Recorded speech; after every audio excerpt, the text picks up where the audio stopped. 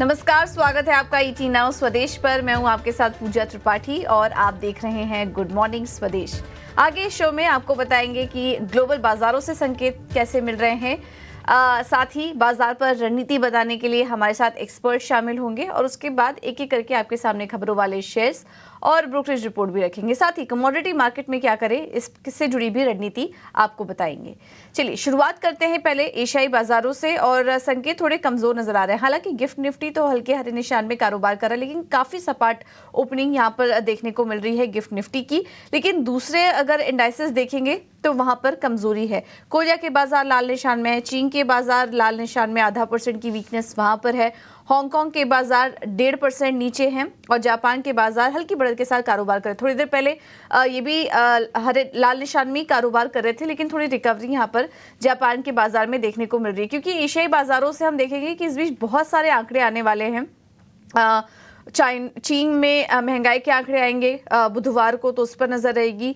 South Korea, New Zealand, Malaysia जैसे देशों में सेंट्रल बैंक की पॉलिसी डिसीजन पर नजर रहेगी। और अभी थोड़ी देर पहले जापान में कुछ आंकड़े आए हैं जिसमें कि रियल वेजेस का जो आंकड़ा है वो 26 महीने के निचले स्तर पर पहुंच चुका है, जिसके चलते हम देख रहे हैं कि शुरुआती जो टिक्स मिल रहे हैं एशियाई बाजारों से वो थोड़े कमजोरी के साथ यहाँ पर कारोबार होता हुआ दिख रहा है। अब नजर डालें अन्य बाजारों पर, तो शुक्रवार के दिन हमने देखा कि अमेरिकी बाजार वापस से रिकॉर्ड स्तर पर बंद हुए। S&P 500 और नैस्डैक रिकॉर्ड क्लोजिंग वहां पर फिर से देखने को मिली। डाउ जोन्स में भी निचले स्तरों से अच्छा सुधार देखने को मिला। अगर S&P 500 के बारे में आपको बताएं तो 2024 में कुल 34वीं बार यानी कि 34 टाइम्स S&P 500 अपने रिकॉर्ड स्तर पर बंद हुआ है। तो यहाँ पर हम लगातार एक तेजी देख रहे हैं और इसको लीड कर रहे हैं टेक शेयर्स।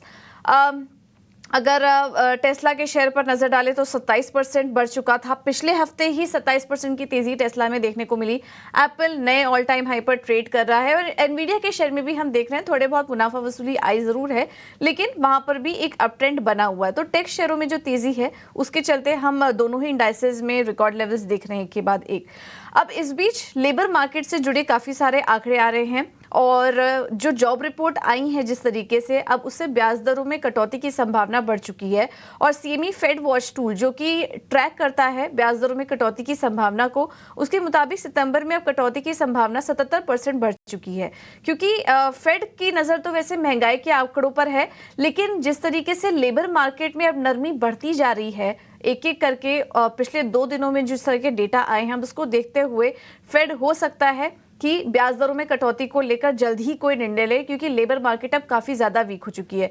शुक्रवार के दिन भी जो आंकड़े आए हैं, बेरोजगारी दर बढ़कर 4.1% पर पहुंच चुकी है। 4% की बढ़त का अनुमान था।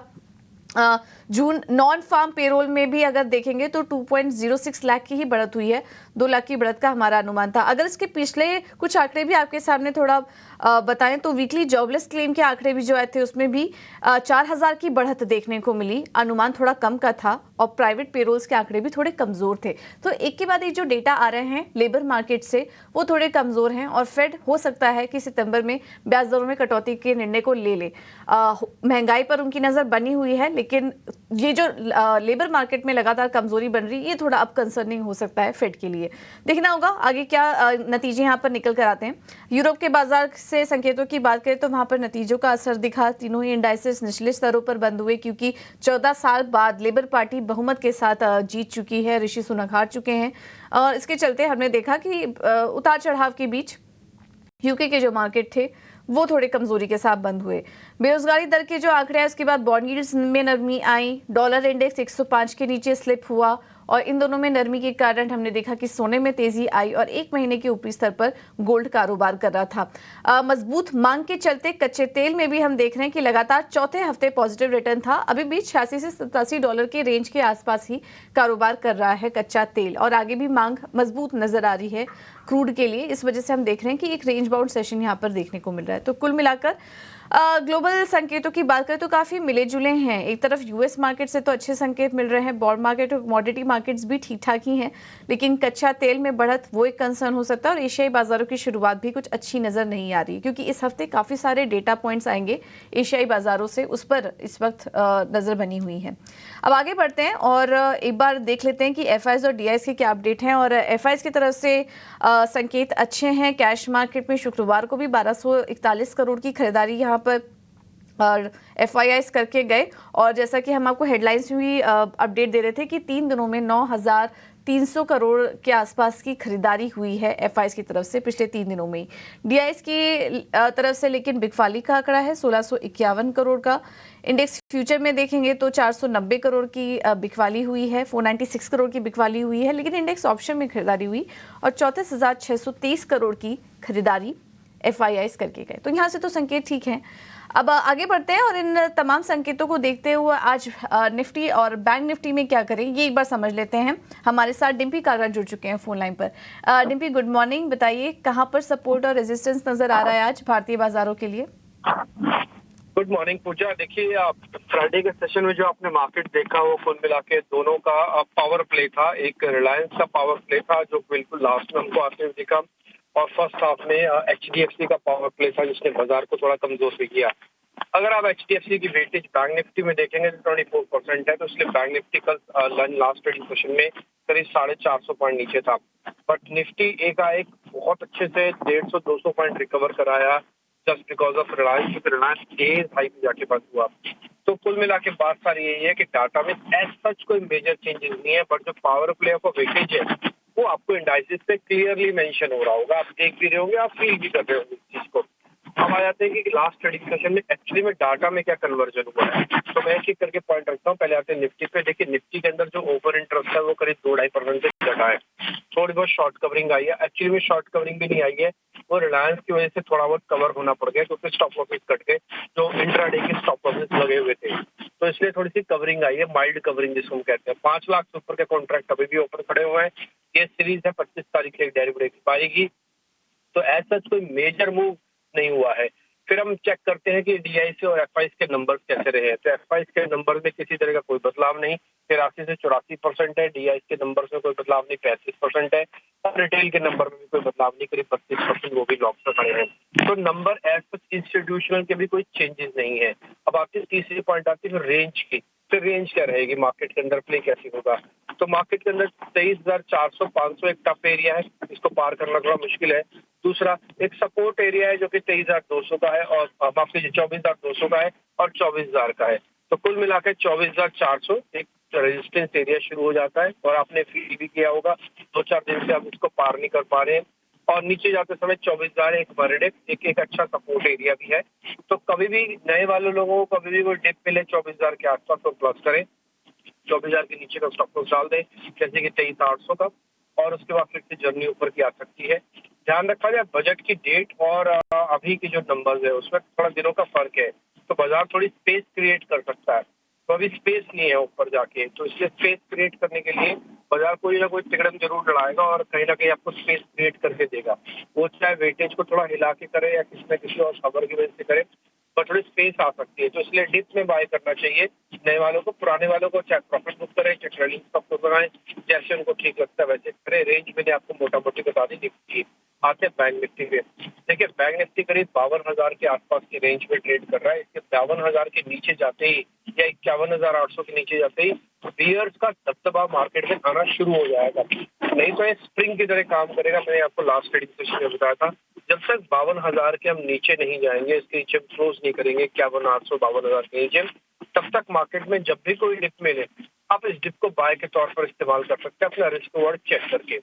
ये कहां तक जाएगा, ये 53,200 पे आके फिर से फ्यूज हो जाएगा, क्योंकि इसके जर्नी के लिए आगे के लिए और डाटा चाहिए होता है। तो फिलहाल पुट कॉल रेशियो के हिसाब से 0.75% TCR है, जो कि एक ठीक ठाक पुल बैक के लिए माना जाता है।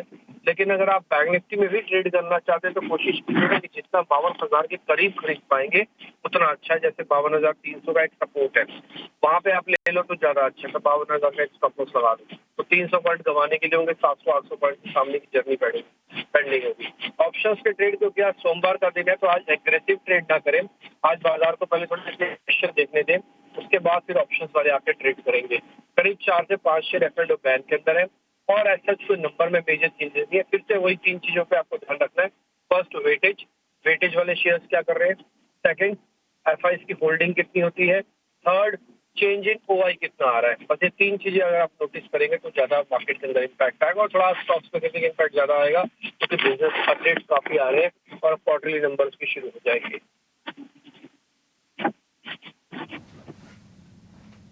बिल्कुल। बहुत बहुत शुक्रिया डिम्पी आपका ये पूरा एनालिसिस करने के लिए। तो कुल मिला के निफ्टी में बाई ऑन डिप्स की रणनीति अपना के चले और बैंक निफ्टी में भी जब तक 52,000 के ऊपर है इंडेक्स, आप बाइंग करके चल सकते हैं। ऊपर की तरफ 53,000 के लेवल्स तक आप बाइंग कर सकते हैं, उसके आसपास मिले तो आप खरीदारी करके चलिए जब तक बैंक निफ्टी 52,000 के ऊपर ट्रेड करा, तब तक चिंता वाली कोई बात नहीं है। ये कुछ ट्रेडिंग रेंज है जो हम आपके सामने रखा बैंक निफ्टी और निफ्टी के लिए, इस पर आप नजर रखिए। अब बाजार पर एक और रणनीति समझने के लिए हमारे साथ मोतीलाल ओसवाल के शिवांगी साडा जुड़ चुके हैं। Shivangi, thank you so much ET now Swadesh को समय देने के लिए। बताइए आपका क्या नजरिया बन रहा है निफ्टी और बैंक निफ्टी पर, साथ ही किन शेयरों में ट्रेड करें? जी बिल्कुल, वेरी गुड मॉर्निंग। तो हम देख रहे हैं कि निफ्टी बैंक निफ्टी पूरे ही हफ्ते हमने काफ़ी एक अच्छा वीक देखा है, बट टुवर्ड्स दी एंड थोड़े बहुत प्रॉफिट बुकिंग जरूर देखने को मिला था। बट अच्छी बात यह है कि रिकवरी भी काफ़ी स्ट्रांगली नज़र आई है निफ्टी की। अगर हम बात करें यहाँ पे तो लगातार हमने देखा है कि 7 हफ्तों से हायर हाइज बनते हुए दिख रहे हैं, जो कि एक काफ़ी एक इंडिकेशन है कि बेस हायर जोन्स की तरफ शिफ्ट होते जा रहा है कंसिस्टेंटली। वॉलेटिलिटी भी अपने लोअर लेवल्स पे है, तो कहीं ना कहीं सब फैक्टर्स जो है वो बुलिश ट्रेंड के लिए सपोर्ट करते हुए दिख रहे हैं।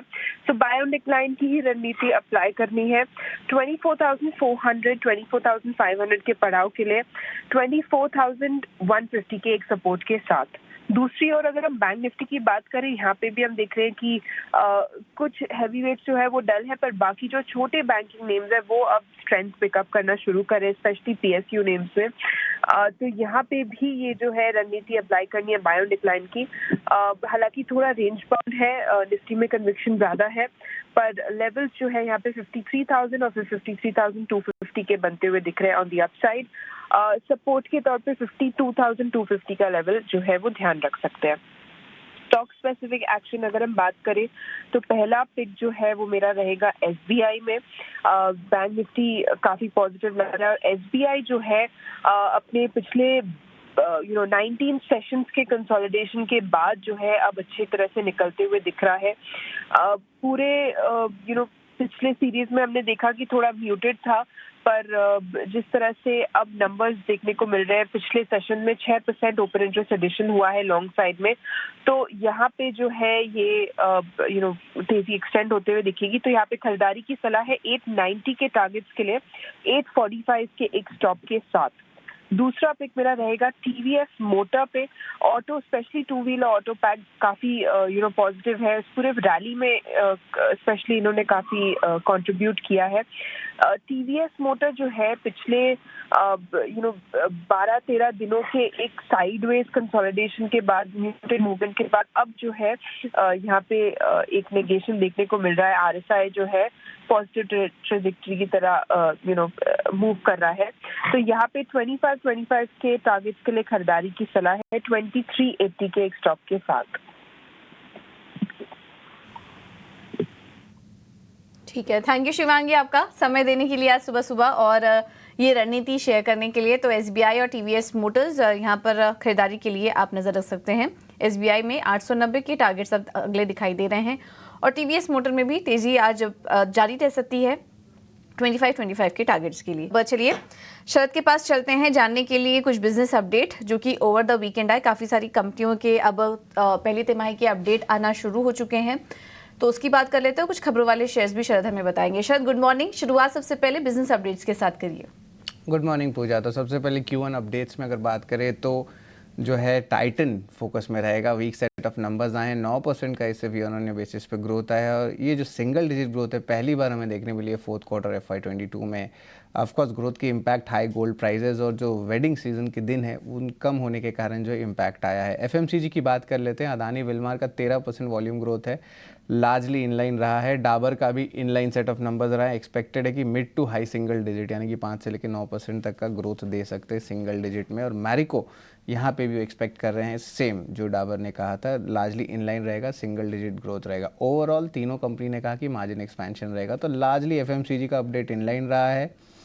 आपका टाइटन का वीक रहा है और बैंकिंग का मैं बता दूं ये भी लार्जली वीक रहा है। अब ये वीक इसलिए रहा है क्योंकि इंडसइंड बैंक पे अगर फोकस करें तो एडवांस ग्रोथ ले लीजिए, डिपॉजिट ग्रोथ ले लीजिए, सब जो है मैनेजमेंट के गाइडेंस से कम आया है। ऑफकोर्स कासा का इम्पैक्ट हम ऑलरेडी देख रहे हैं, बहुत सारे बैंकिंग नेम्स में लगातार 6 क्वार्टर में डिक्लाइन आया है। बैंक ऑफ बड़ौदा में भी जो है of course weak set of numbers आए हैं, लेकिन याद रखिए 35 ऑलमोस्ट 7,500 करोड़ का फंड रेज जो है बैंक ने अनाउंस किया है। यूनियन बैंक के भी नंबर सीक्वेंशियली देखें तो वीक सेट ऑफ नंबर्स देखने मिला है। और जम्मू कश्मीर बैंक यहाँ पे भी अगर सीक्वेंशियली नंबर्स देखें तो डिपॉजिट्स ले लीजिए, एडवांसेस ले लीजिए, यहाँ पे जो है अनुमान से कम जो है परफॉर्मेंस आया है ऑपरेशनली। वही अगर बात करें एयू स्मॉल फाइनेंस बैंक की तो यहाँ पे कंपनी ने ईयर ऑन ईयर बेसिस पे अपना अपडेट नहीं दिया है क्योंकि मर्जर का इम्पैक्ट आया है, पर largely inline set of numbers है। और उन्होंने कहा है कि जो कमेंट्री आई है कि जो एक्सेस लिक्विडिटी है उसके कारण वो कॉस्ट ऑफ फंड्स को आगे जाते हुए रिड्यूस करेंगे।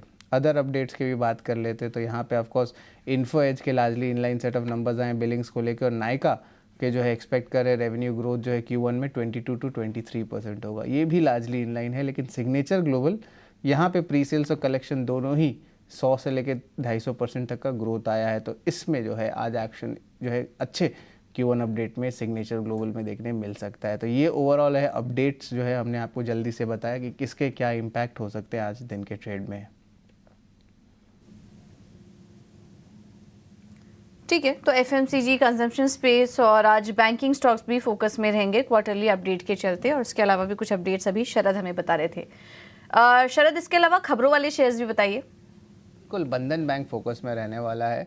सबसे पहला है कि जो रिटायरमेंट हो रही है चंद्रशेखर घोष जो MD CEO है 9 जुलाई को होने वाले हैं, और उनका जो अपॉइंटमेंट है रतन कुमार से हुआ है जो ED CEO हैं ऑलरेडी, अब वो इंटरिम CEO MD बनेंगे और ये जो है 10 जुलाई से इफेक्टिव होगा और ये 3 महीने तक होगा या जब तक कोई नया MD या CEO नहीं आ जाता। अब इनका already leadership positions axis bank और ये सारे बड़े बड़े बैंक, येस बैंक में उन्होंने ऑलरेडी किया हुआ है, और ऑलरेडी जो 2003-4 से तो ये खुद ही जुड़े हुए हैं बंधन बैंक से, तो 20 साल से तो खुद ही बंधन बैंक में जुड़े हैं। लेकिन एक चीज़ और मैं कहना चाहूँगा कि जो नॉर्थ ईस्ट इंडिया में और ईस्टर्न इंडिया में जो फ्लड्स आ रहे हैं उसका भी इम्पैक्ट देखने मिल सकता है स्टॉक में, बट ऑफ कोर्स वो कलेक्शन जो है एक लैग इफेक्ट से आती है, तो 1 क्वार्टर हमें वेट करना पड़ेगा। NLC की बात करें तो second commercial coal mine block जो है उड़ीसा में खुल चुकी है, एक पॉजिटिव न्यूज़ है। वही JM फाइनेंशियल में एक टाइप से हम कह सकते हैं कंसोलिडेट कर अपनी होल्डिंग अपने डेट सिंडिकेशन और डिस्ट्रेस्ड क्रेडिट बिजनेस प्लेटफॉर्म पे, तो यहाँ पे 426 करोड़ का आउटफ्लो होगा इस रिस्ट्रक्चरिंग के कारण। आशियाना हाउसिंग के लिए पॉजिटिव न्यूज़, झारखंड में बनाएंगे एक हाउसिंग प्रोजेक्ट। वेटर्स एडवर्टाइजिंग एक स्मॉल कैप कंपनी है, लेकिन कंपनी ने अब बोर्ड में बोनस की अनाउंसमेंट की है 1:1। अगर आप एक शेयर होल्ड कर रहे हो तो आपको एक शेयर मिलेगी। कल्पतरू प्रोजेक्ट्स इंटरनेशनल के लिए एक नेगेटिव न्यूज़ फ्लो है, लगभग 730 करोड़ रुपए का डिमांड आ गया है उनको एक डेट रिकवरी ट्रिब्यूनल से जो bank of Baroda, lead banker और अन्य बैंक ने रेज़ किया है। कंपनी ने कहा है कि उसके वो प्रोविजन बना दिए हैं। और आखिर में KPI ग्रीन एनर्जी फोकस पे रहेगा, जहाँ पे एक पावर परचेज एग्रीमेंट साइन किया है 50 मेगावाट का सोलर विंड हाइड्रोजन के लिए गुजरात में। तो ये ओवरऑल खबरों वाले न्यूज़ हैं जिस पे आज बाजार की फोकस रहेगी, लेकिन लार्जली Q1 अपडेट्स पे आज ज़्यादा स्टॉक मूवमेंट होगा। बिल्कुल, तो ये हैं आज के लिए कुछ खबरों वाले शेयर्स शरद हमें बता रहे थे। थैंक यू शरद आपका ये पूरा अपडेट देने के लिए।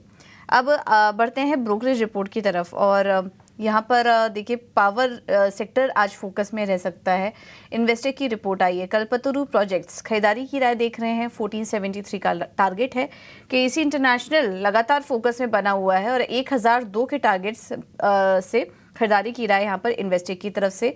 आइनॉक्स विंड में भी तेजी करने की सलाह है, 176 की टारगेट्स हैं। JSW एनर्जी पर होल्ड की रेटिंग 687 के टारगेट्स, और NHPC में बाय रेटिंग 124 के टारगेट्स यहाँ पर इन्वेस्टेक की तरफ से। अब आते हैं सिटी गैस डिस्ट्रीब्यूशन कंपनियों पर, और यहाँ पर नुवावा ने काफ़ी सारी कंपनियों में टारगेट रिवाइज कर दिए हैं और अपसाइड यहाँ पर टारगेट रिवीजन देखने को मिले हैं। MGL पर टारगेट बढ़ाकर 1617 से 1957 का कर दिया है खरीदारी की रेटिंग के साथ।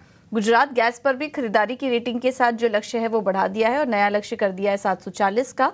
और IGL में भी खरीदारी करने की सलाह 519 से बढ़ाकर 598 के टारगेट दे दिए। ये सिटी गैस डिस्ट्रीब्यूशन कंपनियों से जुड़े रिपोर्ट्स हमने आपके सामने रखे।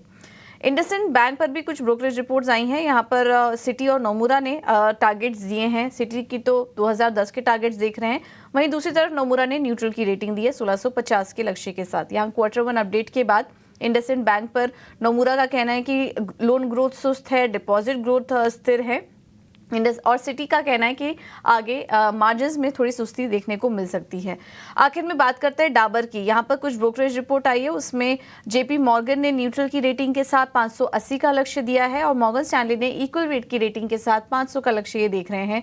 जेपी मॉर्गन का कहना है कि बिक्री अनुमान के मुताबिक ही देखने को मिली और मांग में भी लगातार सुधार देखने को मिल रहा है। वहीं इसके अलावा मॉर्गन स्टैनली का यहाँ पर कहना है कि ऑपरेशनल प्रदर्शन अनुमान के मुताबिक रहा, लेकिन रिस्क रिवॉर्ड इस वक्त शेयर में बेहतर नहीं है। इस वजह से दोनों ही टारगेट्स जो हैं वो नीचे के साइड पर डाबर में वो देख रहे हैं। तो ये कुछ रिपोर्ट्स हैं, आगे कुछ और भी अपडेटेड रिपोर्ट्स हम आपके सामने लेकर आएंगे। लेकिन अब इस बीच फोकस करते हैं कमोडिटी मार्केट की तरफ और हमारे साथ रणनीति बताने के लिए कुंवर जी ग्रुप से रवि देवरा जी जुड़ चुके हैं। Ravi ji, thank you so much easy now Swadesh को समय देने के लिए। तो पहले शुरुआत सोने चांदी से ही करते हैं और सोना तो हम देख रहे हैं कि 1 महीने के ऊपरी स्तर पर आ चुका है। इस बीच काफ़ी सारे लेबर मार्केट से जुड़े डेटा भी आ रहे हैं और थोड़ी नरमी है और अब माना जा रहा है कि फेड लेबर मार्केट में जो नरमी आ रही है उसको देखते हुए जल्द ही कटौती का निर्णय भी ले सकता है, इसकी संभावना बढ़ रही है। तो आपका ओवरऑल एनालिसिस क्या कह रहा है, ये जो लेबर मार्केट से जुड़े डेटा निकल कर आ रहे हैं और इसके बाद इसका इम्पैक्ट गोल्ड पर कितना पड़ सकता है?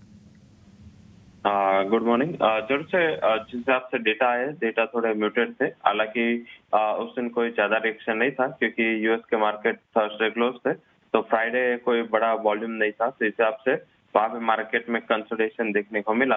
हालांकि डेटा वैसे देखो तो मिक्स थे। वैसे मीन्स के जो जॉब डेटा वीक थे, नॉन फार्म पर, उसके सामने अनएम्प्लॉयमेंट रेट बढ़े थे। आई थिंक इस हिसाब से लग रहा है कि जिस हिसाब से लास्ट टाइम फेड स्पीच में ये क्लियर किया गया था कि इन्फ्लेशन को लेकर वो जरूर से कंसर्न है। हालांकि अगर लेबर मार्केट में कोई चेंजेस आता है तो वो रेट कट के लिए सोच सकते हैं। हालांकि ये मुझे लग रहा है कि मार्केट 1-2 दिन इसको ज्यादा वेट नहीं करेगा क्योंकि फेड चेयर की जो टेस्टिमनी है ये सप्ताह में, मार्केट का टोटल फोकस उस पे है और ये टेस्टिमनी पे मार्केट को फोकस करना चाहिए। आज थोड़ा डे ऑफ कंसोलिडेशन हो सकता है। एक इनिशियली ओपनिंग नेगेटिव टिक में दिख रहे क्योंकि लास्ट ट्रेडिंग सेशन में बड़ी अपसाइड थी, तो आज थोड़ा कंसोलिडेशन का दिन हो सकता है। अगर इस गिरावट में 72,700 का मिले, बाय करे गोल्ड को, 73,500 का टारगेट होगा, 72,320 के स्टॉप लॉस के साथ आप उसमें बाय की स्ट्रेटेजी ले सकते हैं। ठीक है। तो सोने में तो अभी खरीदारी करने की सलाह ऑलरेडी 1 महीने के ऊपरी स्तर पर है, लेकिन यहाँ पर भी आप और तेजी करके चल सकते हैं। और रवि, इसके अलावा क्रूड पर क्या नजरिया बन रहा है आपका? क्रूड में मुझे लग रहा है कि हायर लेवल पे थोड़ा मुनाफा वसूली का ट्रेड जारी रहेगा। हालांकि क्योंकि डिमांड को लेके कोई ज्यादा इतने बड़े इनकरेजिंग न्यूज नहीं आ रहे और लास्ट 7,000 के ऊपर प्राइसेस लगातार फेल हो रहे हैं सस्टेन होने के लिए, तो मुझे लग रहा है कि क्रूड में मुनाफा वसूली का ट्रेड लेना चाहिए। हालांकि डायरेक्ट फ्यूचर अप्रोच ना करें, इसके बजाय 7,000 का जो पुट ऑप्शन है वो 100 के करीब बाय करें। ये पुट ऑप्शन में स्टॉप लॉस आप 52 का लगाए, 200 तक के लेवल आपको ये पुट ऑप्शन दे सकते हैं। तो मेरे हिसाब से 7,000 के पुट ऑप्शन ट्रेड करना बेटर रहेगा।